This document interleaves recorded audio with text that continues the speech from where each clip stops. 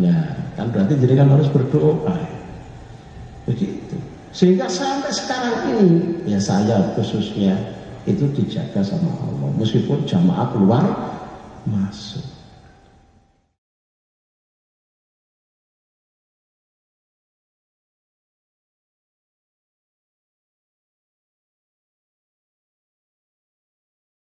Harus berdoa.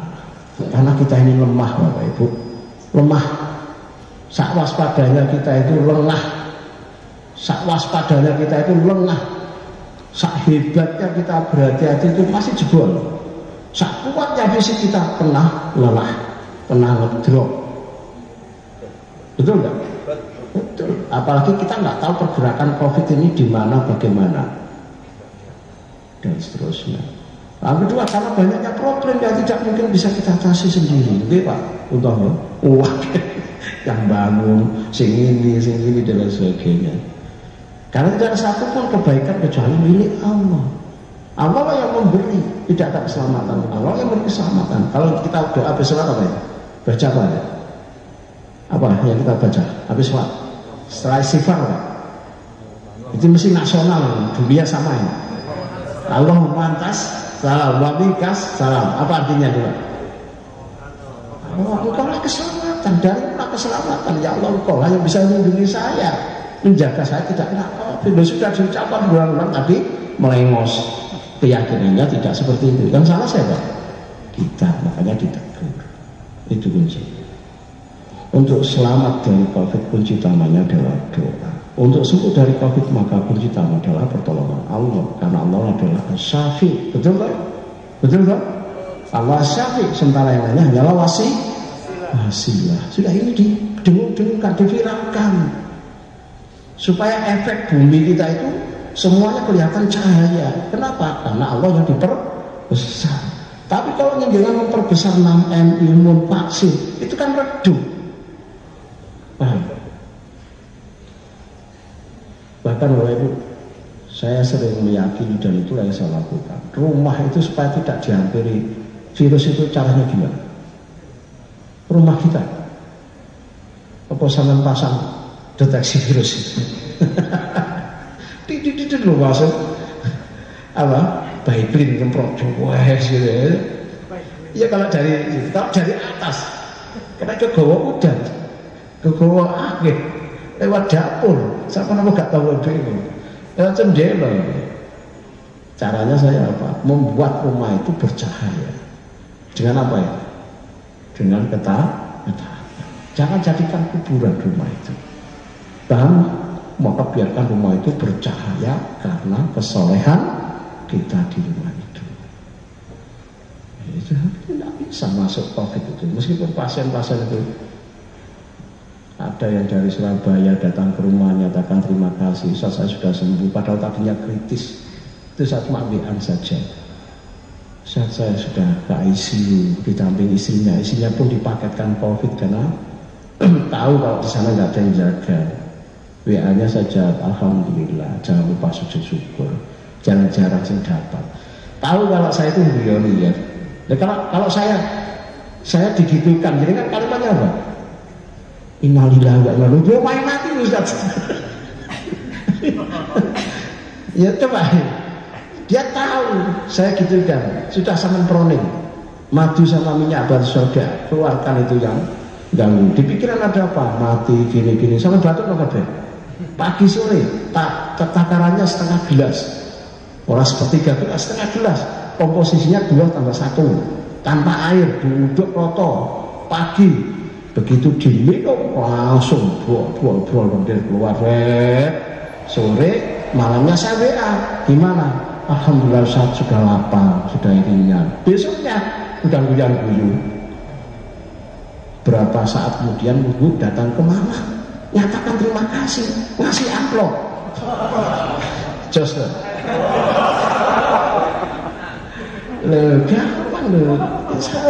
Sebab kalau orang itu sudah panik saat kena COVID, tambah jeruk mati. Itulah badai sitokin. Maaf karena penakut itu yang saya dapatkan di lapangan selama saya membimbing orang kena COVID. Memang sembuh. Apa perlu saya datangkan orangnya? Tidak perlu, sudah. Kenapa kita harus berdoa? Lagi Bapak Ibu, saya gencarkan dengan untuk memenuhi hanya Allah, agar kita tidak mengandalkan diri sendiri. Itu sebenarnya angkanya lanjutannya. Ini angkanya tetap. Tadi berapa tadi? 7, 5. Nah sekarang 6. Agar kita tidak mengandalkan diri. Dan ini dibenci oleh Rasulullah sampai Rasulullah mengatakan wa aslihli fi sa'ni kullah wa la takilni ila nafsi tarfata ain. Ya Allah, perbaikilah aku seluruhnya. Apa yang diminta Rasulullah? Jangan mengandalkan diri sendiri. Wa la takilni ila nafsi tarfata ain. Sekarang saya tanya, kita itu mengandalkan diri sendiri pernah enggak? Sering. Kalimatnya pernah enggak? Sering. Banyak atau sedikit? Banyak. Dalam 24 jam kita itu berapa jam yang mengandalkan diri sendiri? Banyak. Masalah di situ. Bapak Ibu, kalau kita tidak mengandalkan diri sendiri, di mana jenengan punya alasan takut sama COVID? Ayo tanya. Kalau jenengan tidak mengandalkan diri sendiri, di mana jenengan was-was sama COVID? Saya tanya. Ayo kita diskusi argumentasinya yang ilmiah. Kalau saya yakin sama pertolongan Allah, saya doa. Begitu saya keluar rumah, membaca Bismillahirrahmanirrahim, paginya Bismillahirrahmanirrahim, ya durruh, tidak ada yang memudaratkan. Kalau COVID masuk, masa COVID lebu? Udah, lebunya assalamualaikum. Nyelewat nyalamnya aku ngalih. Saya hello ke ustadznya, assalamualaikum ustadz. Kalau saya guyon-guyon itu, saya itu sama COVID sama-sama pekerja langit. Betul. Saya sering nuturi COVID. Kamu kan tugasmu kan masuk di tubuhnya orang yang diberi takdir oleh Allah. Nah saya kan tugas saya kan mengedukasi umat. Kita kan nggak perlu tabrakan. Sampai kan nggak perlu jolim. Saya juga tidak akan nyerang sampean. Kan gitu. Sehingga saya bilang kita punya tugas masing-masing. Haram loh yang masuk di tubuh saya tanpa restu dari Allah. Betul tidak? Enak enggak kalau dibuat begini? Enak loh. Enteng enggak?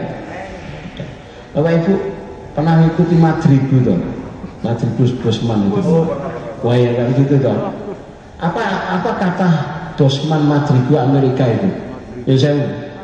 Apakah vaksinnya 100%? Enggak, imunnya diangkat setinggi-tingginya. Dalam penelitian itu orang Amerika itu imunnya itu sudah 49%. Jadi tinggal nambah sedikit saja. Kalau imunnya orang Asia sedikit. Artinya bahwa untuk bisa terjaga dari COVID itu butuh kekuatan imun besar. Dan imun kita diangkat dari tauhid kita, keimanan kita kepada Allah, keimanan kita kepada syariat. Kalau saya sudah bilang ini janji Rasul, baca Bismillahirrahmanirrahim, tidak akan diganggu setan, kita tidak akan dosa di perjalanan yang itu membuka masuknya COVID. Lalu baca Bismillahirrahmanirrahim dulu, sak ngantuk saya, sak ambekan saya COVID tidak akan bisa masuk. Sak lalunya saya pakai apa? Masker, ya tidak akan masuk. Kaidahnya sudah Allah berlakukan, tidak ada kemudaratan. Nah, tinggal kita yakin apa enggak. Kalau enggak yakin ya sudah, imunnya turun, vaksinnya enggak bekerja. Agar kita banyak terhubung dengan Allah, Bapak Ibu. Karena itu kunci keberuntungan. La'alakum tuflihun, agar kita tidak sombong. Betul enggak? Agar kita tawadhu ke Allah. Karena selamat itu hanya orang yang tawadhu di dalam. Ini kan paring-paringnya Allah saja, Bang. Saya dijaga, jangan dilindungi, yang sakit disembuhkan, lalu tidak terdata mati, gitu kan? Itu kan paring-paringnya Allah, bukan karena hebatnya kita. Agar Allah tidak murka. Kenapa begitu kan? Allah murka kalau orang tidak memohon berdoa kepada agar kedudukan kita di hadapan Allah mulia. Karena berdoa itu sebuah kemuliaan. Nanti kita bawakan hadisnya. agar alam bawah sadar kita refleksnya dipenuhi ingatan tentang Allah. Coba saya tanyakan, kalau otaknya penuh dengan Allah, hatinya, artinya bukan berarti cuma zikir tok, enggak. Artinya refleks hidupnya itu Allah, mikir Allah, sadek Allah, perasaan Allah. Itu kalau virus mau masuk isinya boleh malu, ya malu, enggak kerasnya ini ada Allah banyak, betul enggak? Gimana dong? Kan bong ini kan belum sampai ilmunya ke sini ya. Ikut kajian saya di rumah dakwah, pembahasan Ismul A'dzam. Ismul A'dzam itu nanti di sini ada penjelasannya. Idza du'iya bihi ajaba, wa idza su'ila bihi a'ta. Ini kalimatnya yang Rasul. Jika orang berdoa dengan itu diijabah, jika meminta diberi. Wajib punya, pasti Ismul A'dzam, jangan ketik. Lalu para ulama menetapkan apa Ismul A'dzam itu yang di dalam kalimat itu. Ternyata redaksi yang paling utama adalah lafaz Allah. Lalu di situ disebutkan kenapa Allah itu menjadi Ismul A'dzam. Ada 14 poin. Paham? Yang menyebabkan Allah itu menempati nama paling agung. Kalau di bab selanjutnya disebutkan tidaklah Allah disebut kalau orang itu mengalami kesedikitan akan banyak. Di kajiannya berikutnya kita pikul Asmaul Husna, ini seorang profesor bidang tauhid, ulama, alim, hebat. Lafaz Allah itu kalau tidak disebut lafaz Allah, kalau orang itu lemah pasti kuat. Bismillahirrahmanirrahim. La haula wala quwwata illa billah. Allahu akbar, kuat. Subhanallah.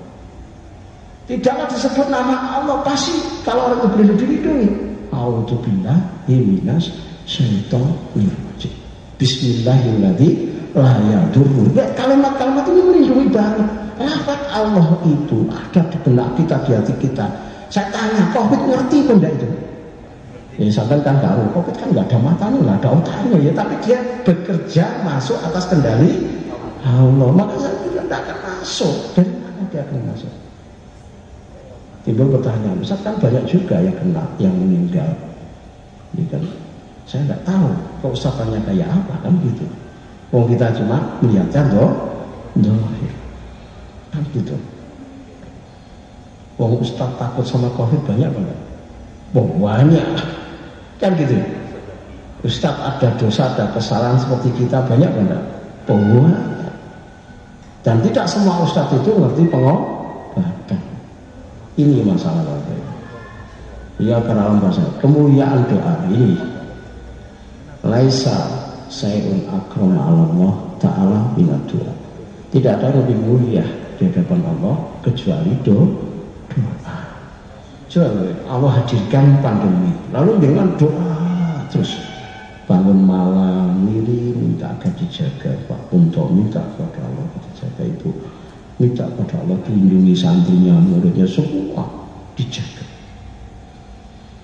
Jadi kalau dengan membidangi bidang ruqyah itu di dalam kitab Wiqayah itu ada orang soleh yang kalau berdoa terhadap pasien itu mati separuh jinnya, mati sekian.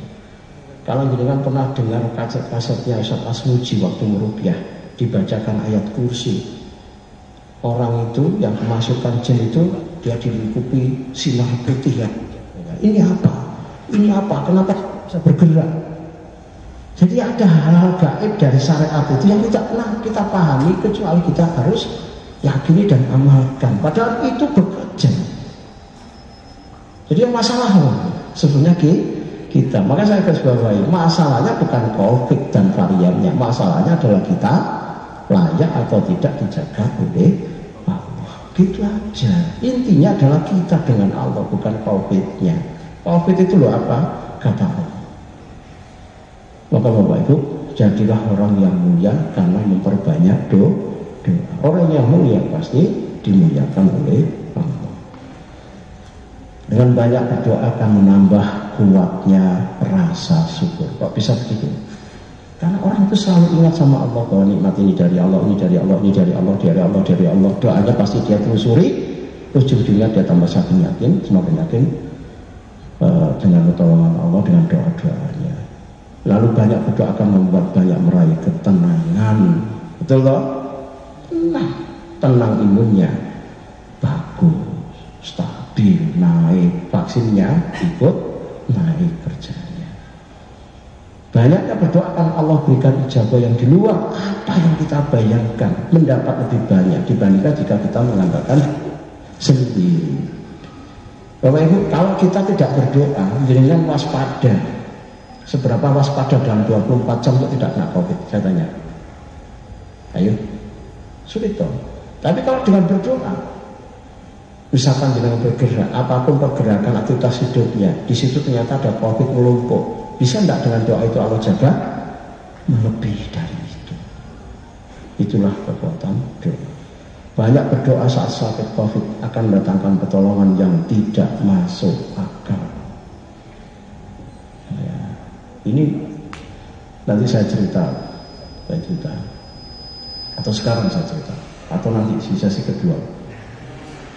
Karena sesi kedua kan supaya tidak parah. Ini kan masih supaya terjaga. Ini yang kedua kan tidak parah, gitu kan? Banyak berdoa lebih kuat selamat daripada hanya mengandalkan semata-mata kuatnya imun atau vaksin. Setuju? Setuju ya? Maka kita harus gabungkan. Orang mukmin tidak boleh meninggalkan Allah. Banyak berdoa artinya seorang hamba mempercayakan urusan dirinya kepada zat yang mengujinya. Dalam situasi serba sulit untuk berobat COVID, tabung oksigen langka ini kemarin mahal, UGD penuh, tidak adanya yang menunggu saat sakit COVID, betul enggak? Di rumah sakit, saat setan kuat-kuatnya menimbulkan kecemasan, ketakutan, kepanikan, maka tidak ada yang lebih mudahkan dan mengundang pertolongan kecuali doa. Maka jangan remehkan. Tidak cukup vaksin ditambah 6M, bahkan lebih dari itu semua bentuk kejar serangga untuk selamat dari kematian COVID, kecuali butuh faktor terbesar dan paling kunci, yaitu kekuatan doa. Lalu jadi kan pilih salah satunya, sholawatan diperbanyak, luar biasa. Yang membalas siapa? Man sholala sholatan wahidatan sallallahu alaihi asro sholawat. Jadi kan pernah enggak merasakan disolawati sama Allah? Pernah? Enggak pernah merasakan toh? Enggak pernah mikir gitu toh? Enggak mikir, itu salahnya jadi kan sendiri. Hadisnya begitu kok. Bayangkan ada makhluk disolawati langsung didoakan Allah. Keren apa enggak ini? Amazing betul. Amazing. Luar biasa. Bukan Rasul. Sallallahu alaihi asro sholawatin. Membalas 10 sekali.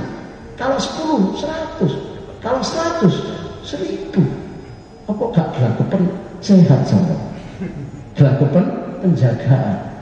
Gelagapan rahmat. Tahu gelagapan ya? Wis momo sik dikono kowe. Wa khata'anhu asra khatiyah. Lalu dihapuskan apa? 10 dosa. Subhanallah. Indah enggak jalan Islam? Perfect apa enggak? Perfect. Maka ini harus diangkat. Sehingga kita itu harusnya ambil pelajaran dari Brunei. Brunei itu kan angkanya 0. Betul? Enggak tahu sampai sekarang angka 0 apa enggak. Bebas itu orang di Brunei. Kenapa? Karena mengagungkan Quran. Presidennya, rajanya mengagungkan apa? Quran. Brunei. Artinya gini loh, kita kan nggak mungkin membuat Indonesia itu seperti Brunei, macam-macam, kan gitu ya. Maka yang kita harus lakukan adalah mengcopy, mengambil di tingkatan yang lebih kecil, klaster keluarga. Keluarga kita itu harus seperti situasi Brunei, penuh cahaya, rumahnya semua dalam kondisi soleh, sehingga kemudian tidak ada COVID di lingkungan kita, di rumah kita. Kita bergerak selalu dijaga sama Allah, gitu. Lalu yang lainnya, jika kita memenuhi syarat keimanan di atas, kemudian mencintai Allah, maka imunitas seseorang akan kuat, bahkan terlalu kuat kalau hanya menghadapi cuma virus. Sedangkan kematian saja ia sudah siapkan. Qul inna sholati wa nusuki wa mahyaya wa mamati lillahi rabbil alamin. Betul tak? Itu yang harusnya diangkat. Kayaknya ini cukup 1 poin saja ya. Yang kedua tambah lebih seru, tapi jamnya tambah panjang. Kaidahnya nanti gelasnya luber-luber. Begitu ya. Sehingga jika kita mendapatkan sebab-sebab sedikit saja dengan obat atau vaksin untuk penyakit yang akan besar pengaruhnya untuk kesembuhan. Poin 2. Yang kedua nanti saya cerita pengalaman saya ngobati aja.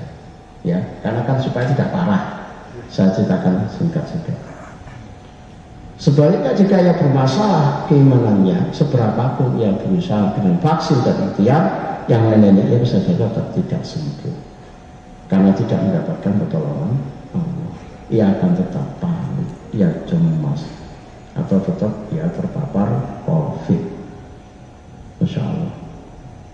Imunitas tidak bisa berdiri sendiri hanya mengandalkan vaksin, kekebalan tubuh antibodi kita, lalu mengabaikan ketakutan, betul, kecemasan, kepanikan yang menggerus terus daya imunnya, betul betul, betul betul. Ada saya punya video-videonya orang ketakutan itu sekian menit akan apa efeknya, muncul apa, ada semua. Ya. Sementara keyakinan iman seorang kedekatannya dengan Allah SWT bisa mencegah ketakutannya, kecemasannya, sehingga tidak panik. Sehingga vaksin sangat membutuhkan iman. Imun itu harus didampingi iman. Ini kajian saya sudah saya berikan. Sehingga vaksin harus dikawal dengan iman yang benar. Iman. Jangan imun saja. Ya. Maka memisahkan imun vaksin dari iman adalah kesalahan fatal. Setuju? Setuju. Sama saja meremehkan Allah, merendahkannya. Naudzubillah min dzalik. Bapak Ibu, masalah itu bukan hanya sakit dan sehat. Musibah itu justru yang hakiki bukan pada sakit seseorang. Rasulullah itu mengatakan apa, Dok? Doa yang sering banyak, ya Allah, Allahumma la taj'al musibatana fi dinina. Apa artinya itu? Ya Allah, jangan kau jadikan musibah yang sesungguhnya dalam hal agama. Tidak yakin dengan Allah di saat pandemi, itu dosa yang sesungguhnya, musibah yang sesungguhnya. Sehat-sehatnya orang di masa pandemi tetap mati pada suatu saat, apalagi yang sakit. Tapi masalahnya bukan di situ. Bagaimana kita mengakhiri hidup itu, kematian, husnul khotimah, rasul khotimah. Karena itu musibah yang sesungguhnya apabila kita husnul khotimah. Musibah yang sesungguhnya apabila kita meremehkan Allah. Dan jika itu terjadi, maka ya sudah, sama terus maju. Ini kan babnya lain itu saya mulai. Kalau ada doa minta cahaya, ini penting, ini dikaji dalam kitab itu. Dan subhanallah, coba dipahami dulu. Sofer, Rasulullah itu kan sumber petunjuk kedua setelah Allah, betul ya? Yang menerima Quran, lalu yang mendiskusikan, mensarai, menjelaskan Quran itu dalam hadis, itu Rasul. Lalu kenapa Rasulullah minta ada cahaya di tubuhnya? Jangan baca itu. Jadi subhanallah Islam itu Allahumma ja'al fi qalbi nuran. Padahal Rasulullah sumber petunjuk. Kenapa kok minta cahaya di hati? Sampai sering baca wa'adin ni nur, besarkan cahayaku. Subhanallah. Depan belakang semua cahaya. Sekarang saya tanya, kalau cahaya ini cahaya nyata, dan memang cahaya apa? Cahaya fisik, cahaya yang bisa dilihat. Kalau orang itu makomnya sama solehnya, apa yang terjadi dengan virus COVID itu? Tahu diri apa enggak? Tahu diri.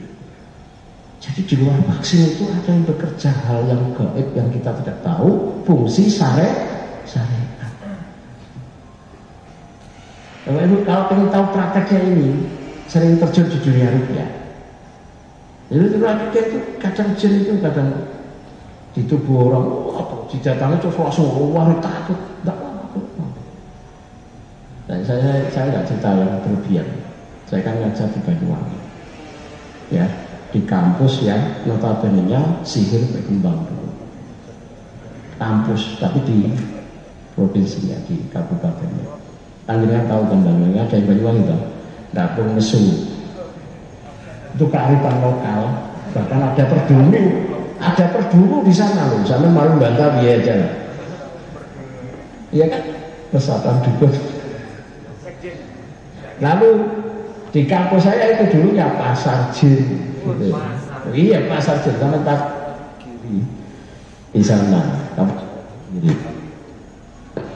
memang mahasiswa saya itu sering melihat penampakan, ada bau harum, ada yang dialog, ngapain kamu di sini, macam-macam itu.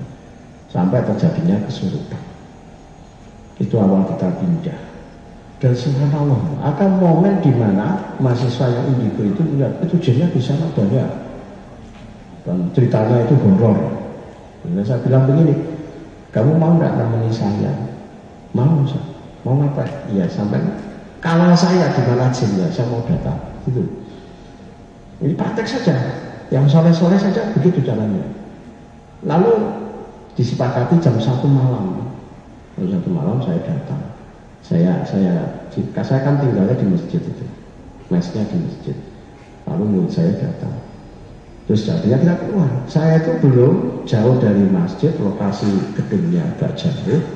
Besok kok lari semua. Gue tidak tahu. Wah, orang langsung dulu. Lu kok lari semuanya? Gitu loh. Paham maksud saya? Tambah saya kita tambah keluar. Lalu sambil saya tak kendali. Kan saya ngajar tauhid. Kamu tahu enggak kenapa kok dia takut? Nggak tahu. Kamu kan pernah tak ajari tauhid. Iya, ya itulah fungsi tauhid itu. Mereka takut. Hum yahadunakum kama tahadunahum. Dalam kaidahnya Imam Mujahid mengatakan mereka itu takut kepada kalian sebagaimana kalian takut mereka. Lalu siapa yang paling berani di situ?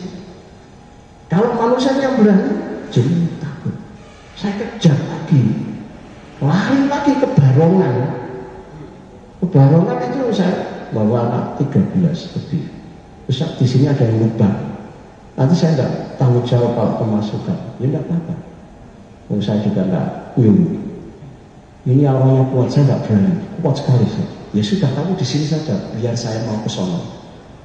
Saya itu bukan nantang, enggak. Saya itu mau konfirmasi.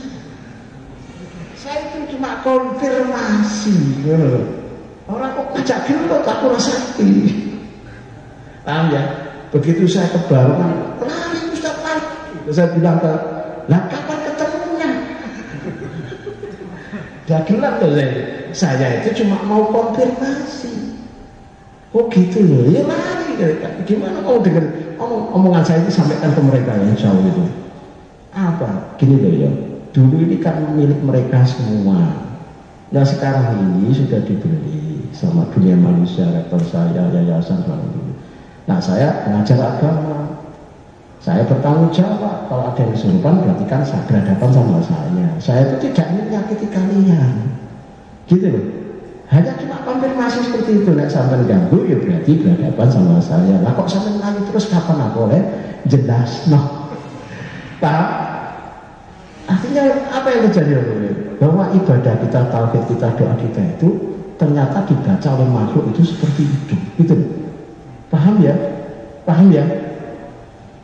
Sama sekarang kalau kita itu doa dengan ini, maka ini akan membentengi dari COVID. Berarti kalau kita bergerak, COVID akan menepi. Kan begitu kaidahnya. Nah, cuma dengan yakin apa enggak di makom ini apa tidak. Itu siapa enggak yakin ya sudah sampai buang aja, anggap saja ini video tidak bermutu, YouTube tidak bermutu, kajian tidak berkelas. Jadi silakan, tidak ada masalah. Kalau saya pakai kaidah itu. Perhatikan tentang doa minta cahaya tersebut. Jika doa minta cahaya berpadu dengan doa, zikir pagi, petang, misalnya dengan Bismillahirrahmanirrahim yang dulu berpadu dengan doa yang dipanjatkan saat sholat malam, saat sujud dengan doa setelah sholat 5 waktu yang itu mustajab. Bagaimana kekuatan keyakinan hati terbentuk? yang akan dijabai doa, perlindungan Allah yang Allah hadirkan. Besar atau enggak? Oh, besar. Itulah yang harus dikelola dari ajaran. Dan itulah yang akan dihadirkan Allah dalam kehidupan kita. Sehingga Bapak Ibu, untuk selamat tidak kena COVID itu besar. Besar sekali. Peluangnya tidak kena COVID itu besar. Cuma jenengan itu layak apa enggak? Bapak Ibu, tadi kan saya nyebutkan jadi wali Allah ya, supaya selamat itu. Ini dasarnya. Ala inna awliya Allah la khaufun wa la hum yahzanun. Jadi kalau jenengan itu orang yang ditetapkan wali Allah, dan Allah itu wa alladzina amanu wa kanu yattaqun. Bukan yang bisa terbang atau habis ini saya pulang nembus dinding tiba-tiba sampai rumah lalu Pak Nugroho golek-golek di mana usah tarik, hebat terus. Ya kita ini loh wali Allah itu. Ternyata wali Allah itu cirinya apa? La khaufun wa la hum yahzanun. La khaufun wa la yahzanun. Jadi tidak takut, tidak sedih. Nah sekarang saya tanya, jadi nggak takut atau sedih? Jujur. Ya takut ya, was-was ya, sedih, cemas, mau macam-macam, kemana gak karuan. Saya tanya ya, mesti dengan khawatir dan sedih kalau tanggal tua loh. Maksudnya setuju kan? Ya utangnya akeh, senikah, waktunya kami belum nikah, itu kan mesti ngomot semuanya. Itu. Ini wali Allah loh Bapak Ibu. Jadi kan bayangkan ya, cuma melaksanakan yang wajib, lalu ditambah yang sunnah, sampai akhirnya dicintai oleh Allah. Kalau sudah dicintai, semuanya dibimbing. Masya Allah, kalau dibimbing coba, dari mana COVID itu bisa masuk? Saya coba bisa, coba. Hadis ini jangan terapkan. Apa? Artinya belum bisa. Man ada waliyan, barang siapa yang memusuhi di internet ada semua. Man ada waliyan, barang siapa yang memusuhi apa? Waliku, fakot adam tu bilhaq. Mengizinkan perang apa mana COVID gak masuk ke walinya Allah itu gak mungkin tanpa izin kan gitu. Wa ma taqarraba ilayya abdun bisa'in ahabba ilayya mimma iftaratu alaihi. Tidak ada yang tidak aku cintai takarrubnya seorang hamba kecuali yang wajib-wajib itu. Kan gitu. Mimma iftaratu, dari apa yang aku wajibkan. Wa ma yazal abdi yataqarrab ilayya binawafil hatta uhibba. Ditambah sunnah sampai aku cinta. Cinta ini ternyata diberi ketika sunnah dikerjakan. Yang ini kan ahli sholat malam, nggak mungkin nggak dicintai sama Allah, nggak mungkin nggak jadi walinya Allah. Ini kan biasa katakan Quran, nggak mungkin tidak jadi walinya Allah, nggak mungkin nggak dicintai sama Allah. Tinggal tingkatan walinya ini seberapa? Kok ditambah dengan menolong agamanya Allah, bukan cuma ngajar, ini saya lihat. Dengan niatkan untuk ibadah, dengan niatkan untuk dakwah, santri-santri yang harus diangkat targetnya. Subhanallah. Apa yang terjadi? Faidah ahdabtu kuntu sal'am alladhi yasma'u bih.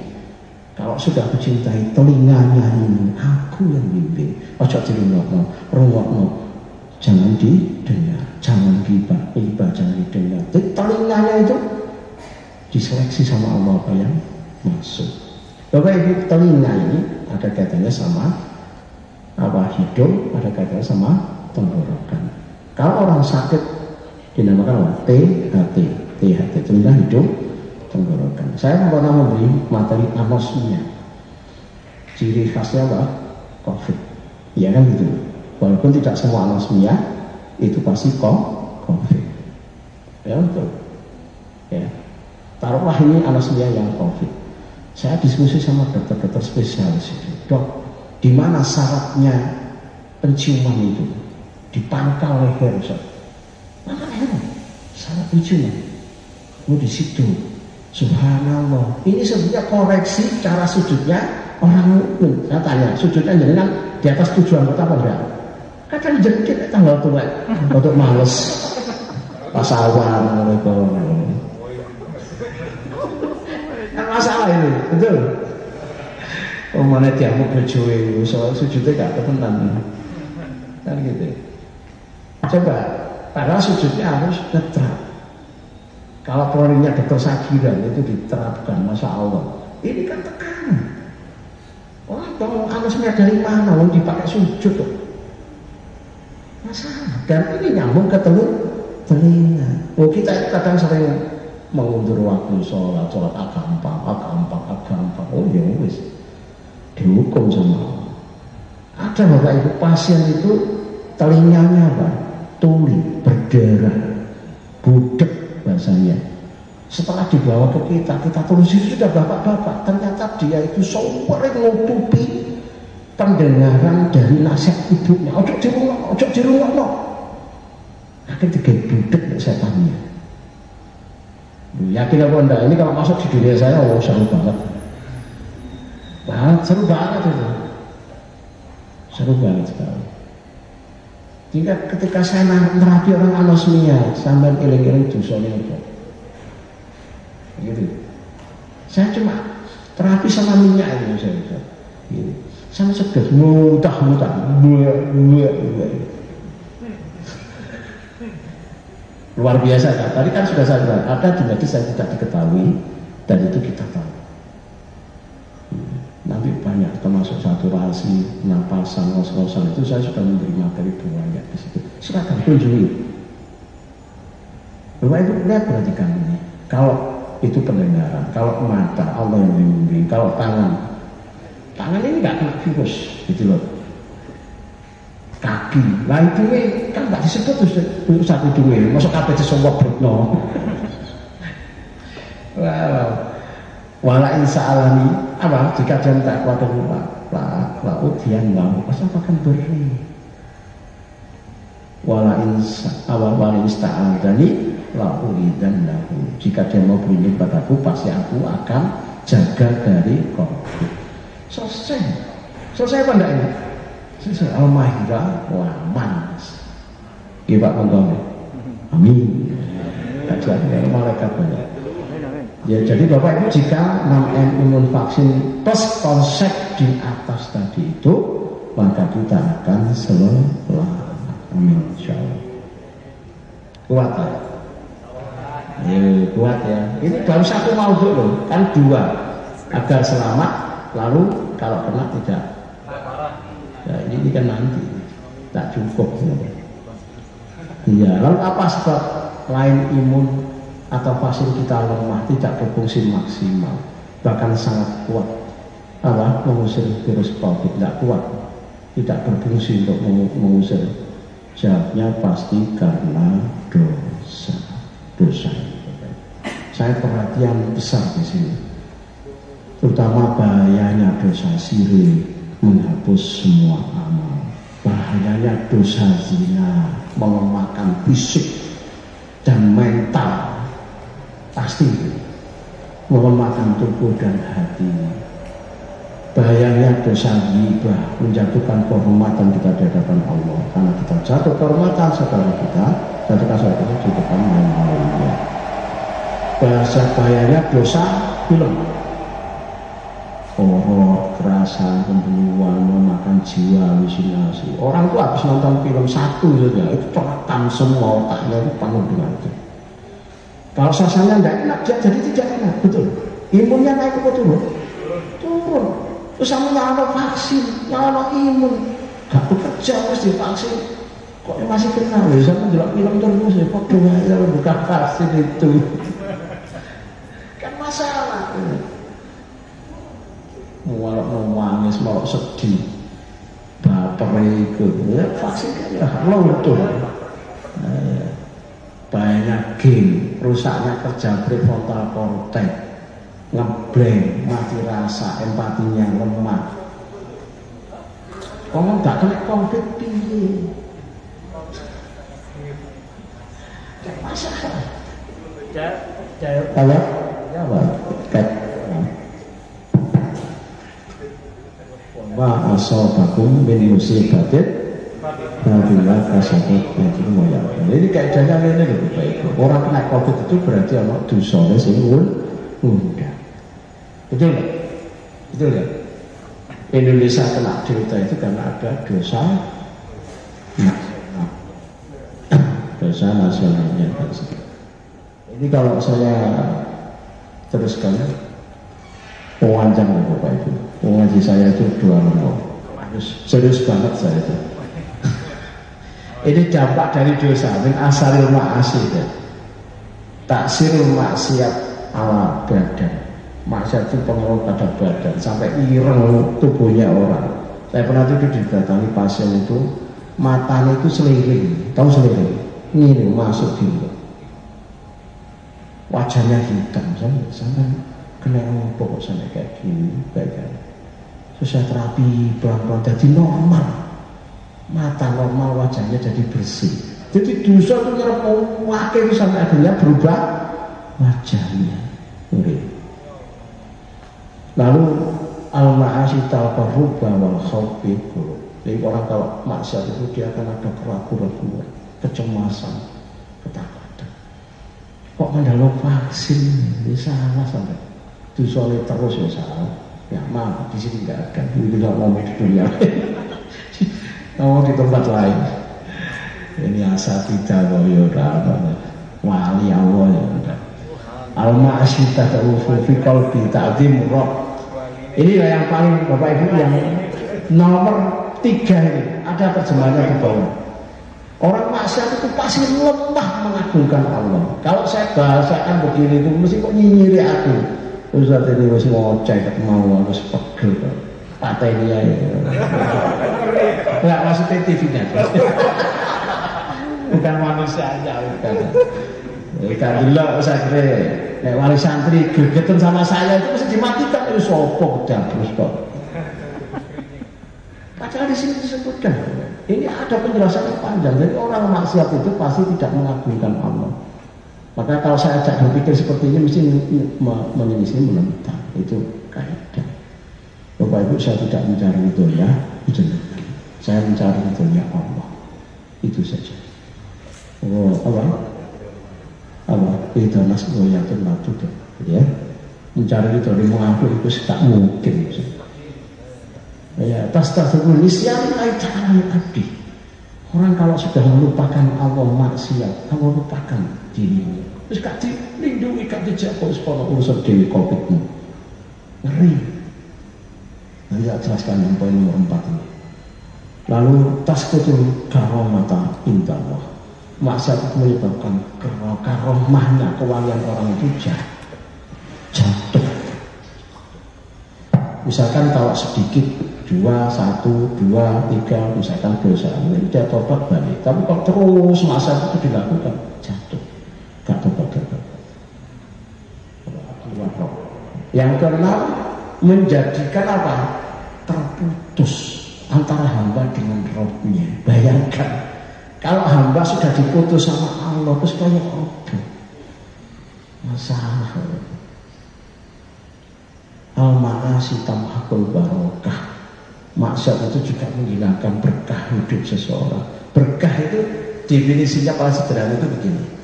Jadi kan sebagai misalkan orang Jawa. Orang Jawa itu kan ada pepatah belai selamat. Ya, belai selamat. Nah, ya. Artinya saya satu saat celaka tapi selamat. Celaka nih orang Jawa itu selamat. Barokah. Misalkan saya lupa bawa laptop.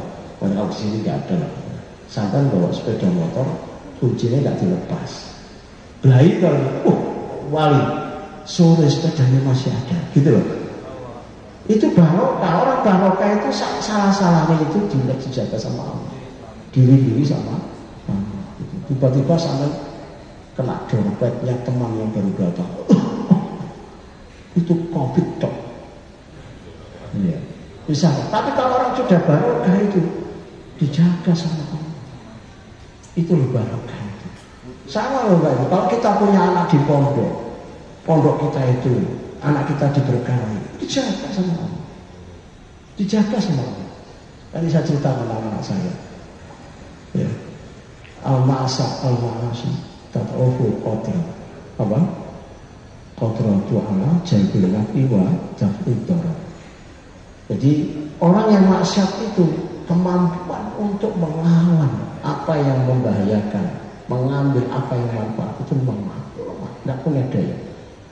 Mau didi saja malas. Itu, artinya lemah. Dia tidak punya kemampuan. Bilang kan, vaksin adalah makhluknya Allah. Ia akan bekerja sesuai instruksi Allah. Setuju kan? Setuju. Vaksin butuh Allah agar ia bekerja sesuai yang diharapkan. Rumus amanat selamat di pondok dari COVID. Ibu saya cerita sedikit ya. Anak saya selesai pengabdian kemarin di masa PPKM Delta itu merebak di pondok di Solo. Ini saya cerita saja, wali santri itu supaya tidak kaget. Kita kan terhubung sama pondok-pondok. Di pondok di mana anak saya mondok itu bahkan ada yang sampai 100 terpapar apa? COVID. Pokoknya pilek, panas, demam, dianggap COVID. Gitu kan? Dikelompokkan. Lalu anak saya, biasa saya bimbing tauhid, saya jelaskan. Dan tidak asing dengan pengobatan. Jadi relawan. Ustaz dari takut anak saya yang bawakan lembar jawaban sampai dikasihkan. Sebelumnya saya beritahu, nah pondok itu majelis ilmu. Di dalam hati sepan raudhah min riyadhil jannah, itu taman surga. Tak mungkin di pondok malaikat tidak ada, banyak. Pasti dijaga, dilindungi. Ya mungkin tidak dijaga, tidak dilindungi. Itu jadi betul. Setelah itu selesai, happy ending. Sudah temannya juga itu semua, tidak ada masalah, nggak perlu pakai apa pakai infus, kalau nggak perlu, selesai, tidak ada masalah. Cuma kita bisa nggak mengelola perlindungan yang itu merupakan kesempurnaan syariat, bahwa di sini adalah majelis taklim, orang sabar menuntut ilmu itu seperti mujahid, kalau matinya masuk surga. Kaidah-kaidah begitu tuh bisa nggak dihadirkan di lokasi ini? Jadi kalau dari asatidnya dulu memulai, lalu mengedukasi santri, kalau terbentuklah itu, nyawang saja, tenang aja. Gitu. Makanya kalau dengan tahu pondok-pondok Pak Yai itu kenapa kok tenang? Karena pakai kaidah pendekatan langit tadi itu, bahwa pas itu barokah diberkahi. Cuma yang seperti ini jarang bisa dijangkau oleh ilmiah, nalar, logika dan sebagainya. Kalau dengan seperti itu tidak ketemu, ya. Tapi itulah faktanya ya Pak Ibu. Satu, jangan tinggalkan sholat malam. Orang tua ini apapun perilakunya ngefek pada santriwati. Tolong diingat-ingat. Saya itu kan bimbing, saya itu kan terapi. Di klinik kita itu lebih banyak yang butuh diterapi di rupiah, termasuk dari pondok-pondok. Lalu ketika pondok itu mengirim ke kita ada yang mau bunuh diri, kita hadirkan orang tuanya. Ternyata itu asal usulnya dari orang tuanya. Ngaku mau wangis kita ini selatan dari sejak bayi itu sampai dipukuli sapu baru itu loh, sampai patah. Terus koneksi sama jin yang ada di pondok, masuk ingin bunuh diri. Model kesurupan saya nggak di sini nggak ada, mereka kalau ini cerita yang lain, cerita yang lain sebelum pandemi jauh. Jadi jangan was-was, nggak ada. Lihat kayak begitu apa ada sampai nggak ada. Alhamdulillah, Allahumma amin. Gitu. Lalu saya panggil orang tua, nah kamu masih 14 tahun, 13 tahun, tahu definisi bunuh diri dari siapa? Saya telusuri terus. Oh ternyata waktu SD-nya kelas 5, kelas 6, ketika dia merasa tidak punya orang tua, anak bareng kalah sama adik-adiknya, ngomong sedikit dibentak, sedikit jangan rewel, main tepuk, main tangan. Saya datangkan orang tuanya dari Kalimantan, saya dudukkan, saya jelaskan, ini loh definisi bunuh diri itu masuk sejak kelas 5, kelas 6, gara-gara jangan begini tak silakan nangis, baru jadinya keluar, kita keluarkan. Karena tidak mungkin anak itu mau bunuh diri tanpa tahu definisi bunuh diri. Dari mana kamu tahu bunuh diri? Ternyata itu kesalahan orang tua. Jadi jangan begini pasal bahwa lempar anaknya ke pondok, tahu-tahu masuk surga. Dari mana? Soleh enggak bisa, kaidahnya enggak begitu. Al-Mairah itu bukan bengkel gitu. Kalau mobil rusak bawa ke sini. Nah, memang betul. Jadi kan buktikan, wali santri. Silakan maksiat, anak kan masalah. Silakan maksiat, anak kasih masalah. Silakan maksiat. Kalau enggak tantang saya, ayo. Mau taruhan sama saya dalam satu mata ini taruhan. Silakan maksiat, nanti anak bermasalah. Apalagi bermasalah, bisa enggak kerasan di pondok karena dosa orang tua. Nyambung. Maka jangan tinggalkan sholat malam. Wali santri, ya ustadznya mau mana ya, santri mau mana? Pak itu apa lagi? Berarti ya apalagi wajib. Jadi kalau petingginya enggak terus langsung penganut lebih dominan piramid tertingginya beliau, ya masalah. Iya, malah yang tertinggi sukses, di bawah sukses. Itu perbanyak doa dan zikir. Jangan cemas toh, jangan bingung, jangan was-was. Selalu jangan berdoa tadi supaya berzikir. Insya Allah anak itu dijaga, anak itu akan dijaga sama Allah. Dan itu terbukti. Bahkan di pondok saya, anak saya tidak terpapar COVID. Kalau di tracing isinya kan kena enggak. Malaikat itu juga. Bapak Ibu kalau jangan was-was dengan tracing itu, coba ingat-ingat. Ada satu keluarga anaknya tidak kena, ada satu keluarga isinya tidak kena, suaminya kena. Itu kaidah apa yang dipakai? Coba ayo. Kaidah apa yang dipakai? Allah yang ngatur, Allah jaga. Enggak mesti kalau di tracing masih logikanya kena semua. Dari mana logika itu? Tidak sebenarnya benar. Perbanyak menghatamkan Quran, Masya Allah. Ini luar biasa. Berbanyak amal soleh. Jauhi semaksimal mungkin berlaku dosa. Jika terlanjur segera taubat. Ini untuk wali santri ya. Untuk ustadznya. Luruskan cara berpikir bahwa yang bisa menjaga, melindungi, menyelamatkan anak bukan semata-mata prokes pondok. Bukan kekuatan imunnya, bukan kekuatan vaksinnya, kesolehan orang tua wajib. Setuju? Setuju yang di sini setuju.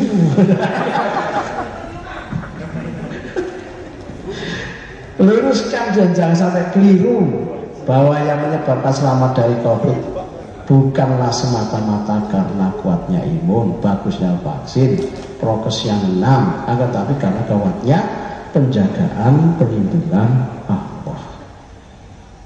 Bapak Ibu, sepenuhnya COVID itu dalam kendali Allah, masuknya ke tubuh seseorang, tidaknya atau keluarnya, sembuhnya, itu semuanya dalam kendali Allah. Tidak bisa COVID itu masuk sembarangan. Luruskan cara berpikir bahwa yang bisa menjaga, melindungi, menyelamatkan anak bukan semata-mata tadi itu. Baik, cukup ya. Ini sesi kedua masih banyak. Ya, betul. Kalau masalah yang ketiga itu begini, yang kedua ini supaya tidak terpapar, ini diterapkan. Kalau kena itu ringan. Ini diterapkan kalau kena ringan. Nah, kalau sudah kena itu cirinya satu. Jangan perbesar COVID itu dengan kufur nikmat dan tidak sabar. Jadi kalau sedang kena COVID sudah tawakal, terima, banyak taat. Ojo pikir iki SPP ini anakku durung iki. Saya sering bimbing sampai pikir sampai tambah perparah sendiri tuh penapasan sampai gitu kan begitu, tambah berat beban dan vaksinnya tidak bekerja dan macam-macam imunnya. Ini ada semuanya, materinya nanti ada. Jadi yang saya lihat itu kenapa orang tidak sampai mati, karena dia tenang mengatasinya. Dan kenapa kok orang itu sampai mengalami badai sitokin, karena kena COVID itu dihadirkan semua beban hidupnya. Kemarin saya masih bimbing seorang ibu yang diselingkuhi suaminya sampai nikah. Sakit tidak? Sakit toh. punya anak, sudah besar, sudah kuliah, terus kena COVID sampai dipasang oksigen. Lalu saya teleponan sama saya, Bu, batuk dan sesaknya jenengan itu yang lebih parah adalah kekecewaan jenengan dengan suami, kejengkelan jenengan dengan suami. COVID itu biasa, kalau jenengan bisa dudukkan kasus dikecewakan suami sendiri, itu COVID-nya akan tenang. Gitu ya, sekarang kita keluarkan ya. Gimana caranya? Semua yang tidak enak tentang suami dikeluarkan. Saya bahas suaminya itu kenapa gini-gini, terus suami kayak gini terus dosane akeh, ngerokoknya cedek, ini nggak usah di. Biasanya kan kalau orang itu zina di sisi mukson, ancamannya enggak? Dirajam. Lah ngapain ditakoti? Ya sudah takdirnya sama suami dia terus masuk lagi. Ini harus lapang, harus ikhlaskan. Iya. Cuma kalau ya itu saya tanya, Bu. Saya suruh menghirup minyak saja. Apa itu saja? Keluarkan batuk enteng. Bayaran apa orang? Bayar langit. Ya selesai loh, kayak gitu dong. Tapi ini kan tidak dipahami banyak tentang yang sendiri di medis. Bapak Ibu nanti ya, mencegah terpapar COVID agar tidak parah itu seru. Itu seru. Tapi waktunya nggak cukup. Materinya sangat menarik ya. Alhamdulillah, sampai biasanya kalau kajian begini Ustaz, gorengannya habis, itu gorengannya nggak habis. Alhamdulillah, berarti semuanya menyimak. Oh habisnya Pak Nur. Baik, supaya lebih asik lagi, bagaimana kalau kita pindah ke sesi tanya jawab? Dari ini wali santri bukan enggak ya? Enggak berarti dari internal kita aja. Dari guru-guru silakan yang ikhwan dua, yang akhwat dua. Ustaz Dalil, fadhol. Assalamualaikum warahmatullahi wabarakatuh. Alhamdulillah wassalatu wassalamu ala Rasulillah. Nama saya Muhammad Dalil. Pertanyaannya, beberapa hari lalu saya melihat informasi dari sosial media dan internet bahwa di kebun binatang Ragunan itu ada seekor harimau yang terpapar corona. Seekor harimau terpapar corona. Pertanyaan saya, apakah ada dalil-dalil syar'i yang berbicara tentang terpaparnya hewan-hewan dengan wabah? Karena mohon maaf, saya sangat khawatir karena di Al-Mahira banyak hewan-hewan juga. Ada beberapa kuda-kuda di Al-Mahira. Apakah ini mereka diwajibkan memakai masker atau harus divaksin? Demikian. Assalamualaikum warahmatullahi wabarakatuh. Waalaikumsalam warahmatullahi wabarakatuh. Saya terus terang dari sisi sains itu saya belum paham seberapa jauh semua binatang ini bisa berpotensi terpapar COVID. Cara saya berpikir itu selalu dari sains, lalu saya tarik pada agama. Kalaupun ada ya peluang bahwa binatang itu bisa kena, itu pendapat Imam Ibnu Qayyim.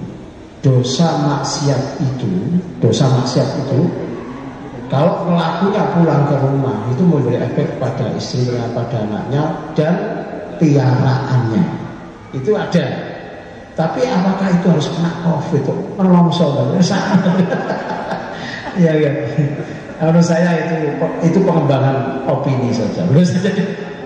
Kalau saya sih tidak sejauh itu, enggak.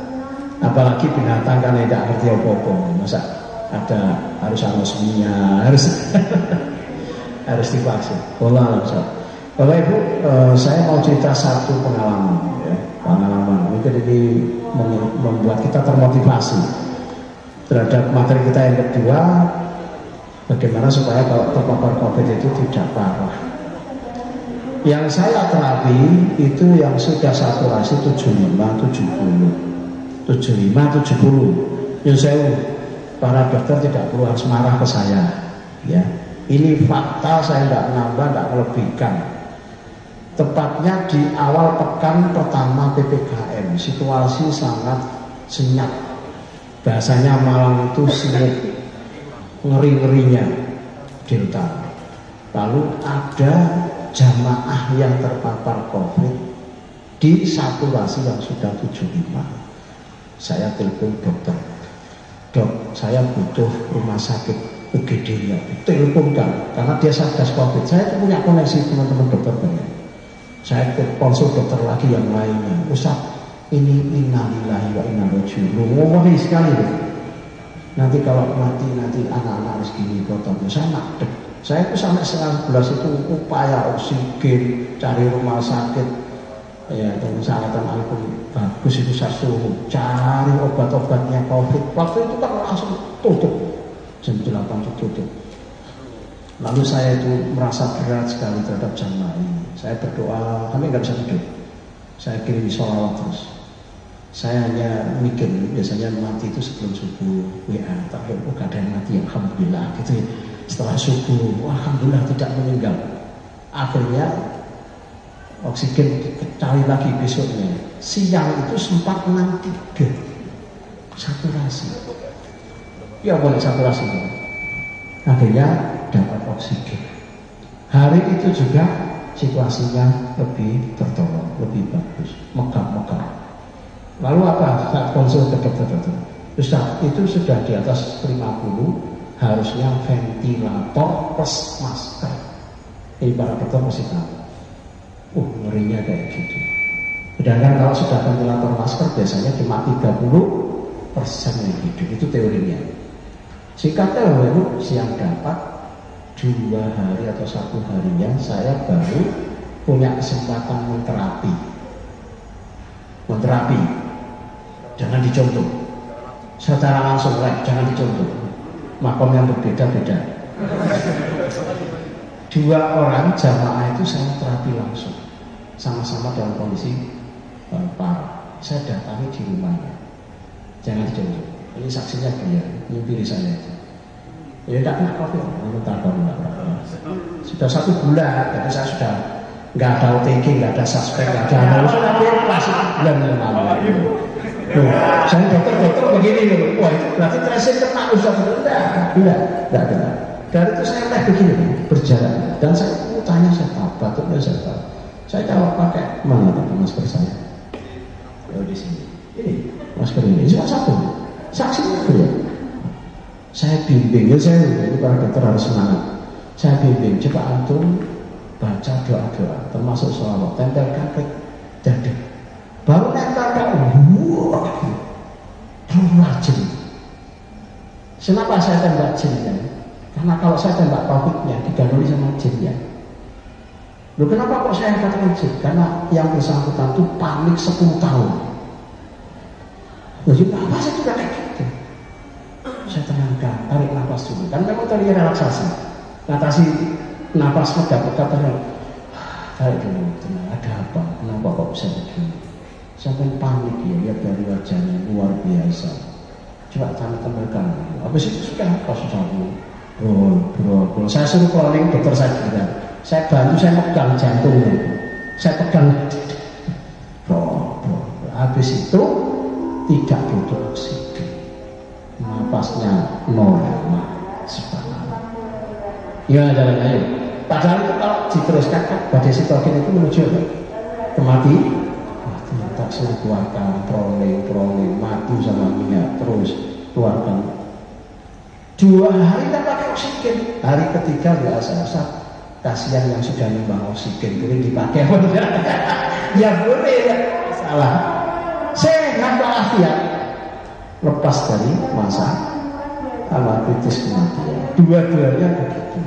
Lalu kenapa kok saya tidak kena COVID? Kaidahnya sudah saya jelaskan. Paham ya?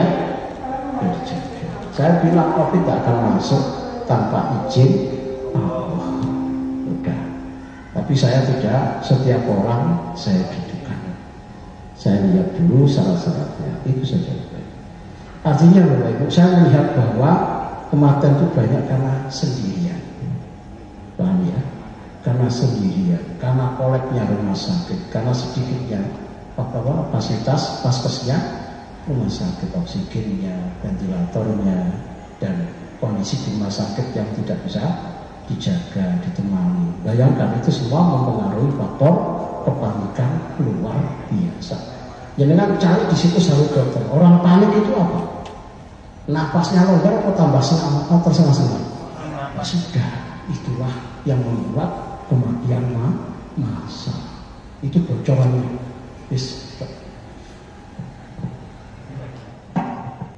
Tapi kalau memang sudah tidak ada, kita tutup, ya. Kita tutup. Kami ucapkan terima kasih banyak kepada Ustaz Arifuddin. Alhamdulillah, semoga ilmu dari yang beliau sampaikan bermanfaat dan bisa kita praktekkan. Ya, artinya penyembuhan atau penanganan COVID berbasis tauhid. Dan kita bilang ke COVID tidak akan masuk ke diri kita kalau tidak ada SK dari Allah Subhanahu wa Ta'ala. Walaupun kita berdekatan dengan yang kena pasien COVID, itu harus kita imani dan kita yakini bersama. Terima kasih banyak. Terima kasih teman-temannya, wali santri semua. Mudah-mudahan kita di sini selalu diberikan kesehatan oleh Allah Subhanahu wa Ta'ala dan dimudahkan urusan kita oleh Allah Subhanahu wa Ta'ala. Kita tutup dan menutup majelis. Subhanakallahumma wa bihamdika asyhadu an la ilaha illa anta astaghfiruka wa atubu ilaik. Assalamualaikum warahmatullahi wabarakatuh. رب اجعلني مقيم الصلاة ومن ذريتي ربنا وتقبل دعاء